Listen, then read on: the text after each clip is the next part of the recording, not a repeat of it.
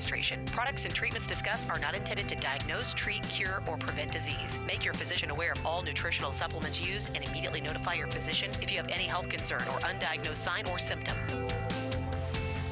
Let's Talk Nutrition is a health talk show that features scientists, authors, nutrition specialists, personal trainers, holistic healers, and experts in traditional, natural, and integrative medicine. Listen for a chance to win daily prizes and follow Let's Talk Nutrition on Facebook and Instagram at Let's Talk Nutrition or on Twitter at LTN Radio. It's time for some inspiration. Tune in to get fit and healthy. It's time to talk about nutrition. Nutrition for your body, your mind, your spirit. It's time to talk about proper exercise, stress relief, eating well, and supplementation to help. Get ready to take charge of your health because your health is your wealth and the wealth of those who care about and love you. It's time for Let's Talk Nutrition with Dr. Michael Garko. Welcome to the show.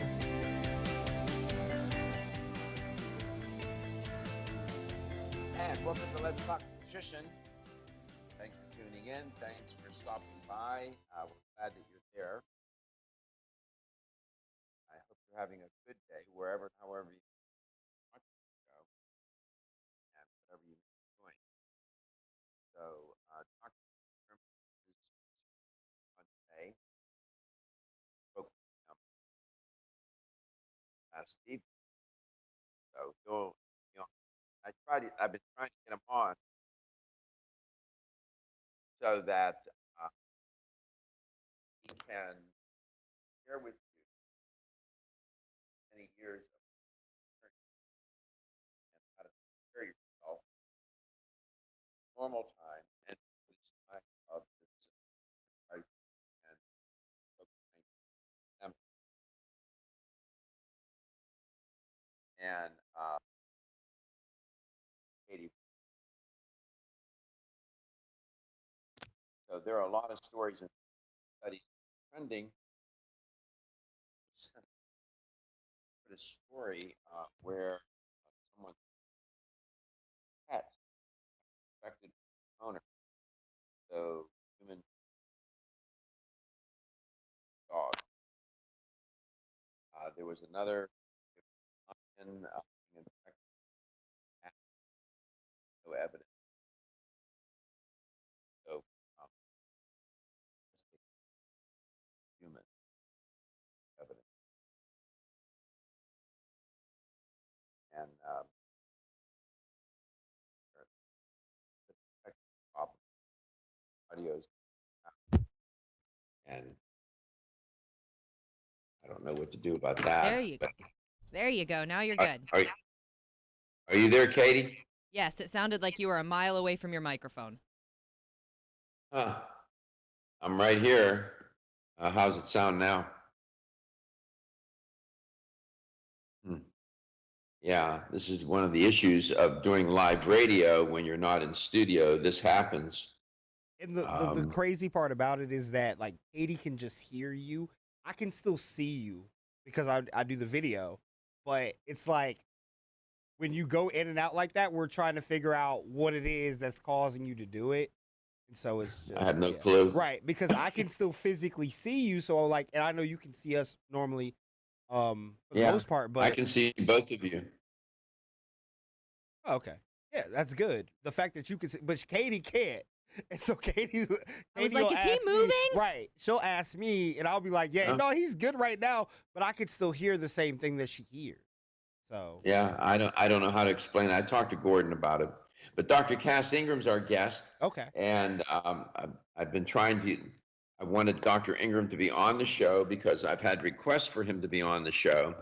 Dr. Ingram has a lot of, he's thought about many of these issues surrounding health and wellness and well-being for many years, decades. Maybe And your headset wasn't all the way in, because now you sound fine. And your headset's on now. Yeah, it was all the way in. Okay. But nevertheless, Dr. Ingram also has insights on how to protect yourself during this time and not to make, to decrease your odds of becoming infected. Dr. Ingram, welcome to the show. It's great to have you on. Thanks for stopping by today. We really appreciate it. Sure. Yeah. How you all doing over there? What are your thoughts these days? What's that? What are some of your thoughts these days? Well, to me the world's gone south. You start to mandate some things that don't make a lot of sense, and you don't even deal with the cause of that you've got a global issue. You've got the sort of world economy and the world public status in disarray, and instead of dealing with the actual causes of this that has shut down the world economy and led to 250,000 deaths, you don't do anything about it. And to me that's a disastrous approach. And it makes me wonder if the bird flu broke out, which is 30% to 50% fatal. I think we probably should go into the cave and just wait it out because the government, you governors, remember that, Dr. Ingram. You were on my show when we went through that episode. That was bad news, wasn't it? Oh yeah, and then because we're dealing with immense incompetence, and see, right now, no one's talking about the cause of this trouble that we're all facing, or this stress, and that's the industrial farms. I mean, why not at least talk about it and say, our farming practices, and we've supported this agricultural system. We have to take a look at it. You don't even hear that. I mean, you're looking at the fact that most of the slaughterhouses, right, are the biggest epidemic zones in the United States.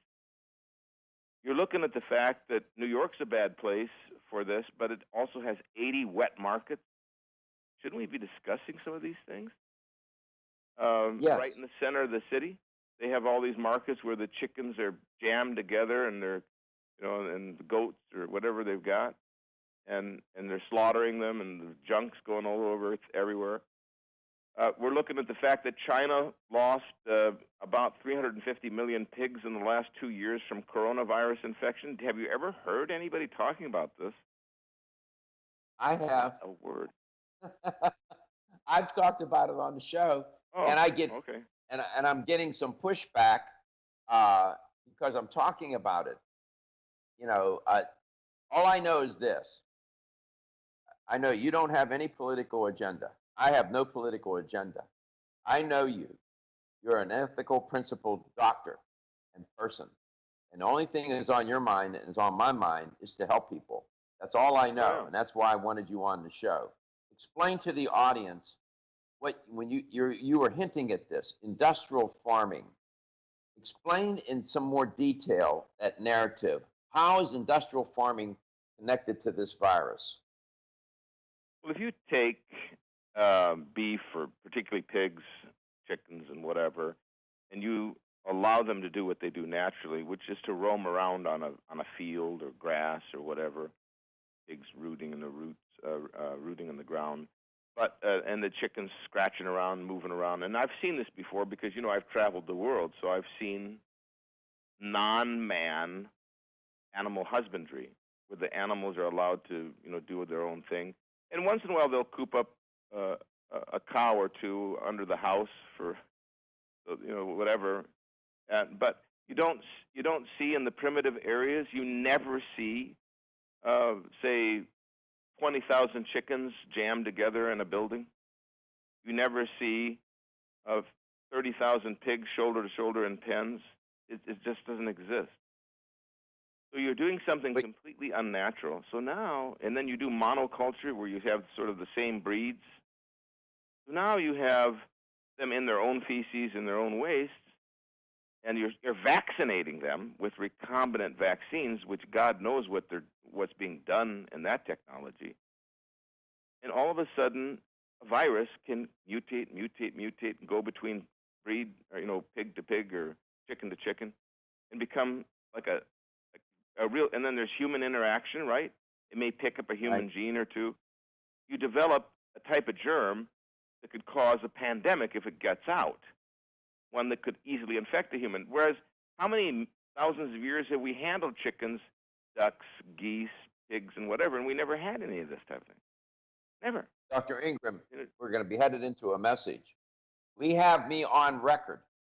I am so glad you brought this up. What Dr. Ingram is talking about is concentrated animal feeding operations. They're called CAFOs. Katie will tell you, Reggie will tell you, several weeks ago, months ago, I was all over this, talking about CAFOs. So, and Dr. Ingram had no idea I did that, and here he is talking about it and putting it at the centerpiece of this pandemic. And that's why I love having him on. 100%, he's always on point. Dr. Cass Ingram, feature on Let's Talk Nutrition today. Ladies and gentlemen, listen up. It's me, your immune system. I'm always hard at work defending you against the many disease-causing viruses and bacteria that you are exposed to every day.